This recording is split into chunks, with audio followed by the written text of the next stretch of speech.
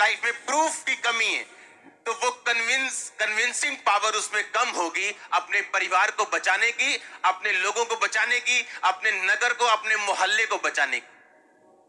और लिखा उसने अपनी उस ब्लेसिंग के पास जो उसने हेवनली विजन के साथ पाई थी, जो उसने एक वचन के साथ पाई थी, उस ब्लेसिंग को दिखाने, उस ब्लेसिंग के बीच में उसने अपनी पत्नियों को बुलाकर फिर उनसे बात की। आप मेरी बात समझ रहे कि नहीं? परमेश्वर आपकी हेल्प करेगा, आपकी लाइफ में ऐसी टेस्टिमनीज देगा, ऐसी गवाहियां देगा जिसको देखकर आपका परिवार कन्विंस होगा और इनकार नहीं कर पाएगा।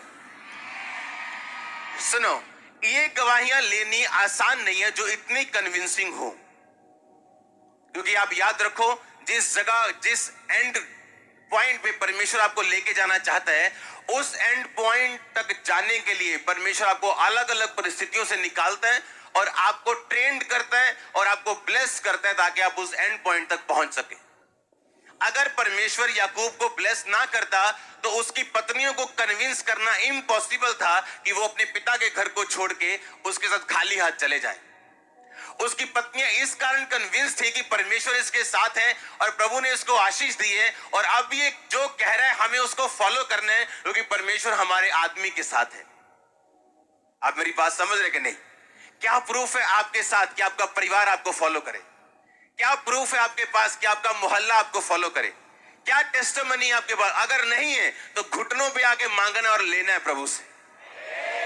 घुटनों पे आके आत्मिक जिंदगी पाके प्रार्थना में रह के फाइट करनी है परमेश्वर के साथ। वो ब्लेसिंग्स लेनी है जो आपके परिवार को कन्विंस कर सके, जो आपके मोहल्लों को कन्विंस कर सके।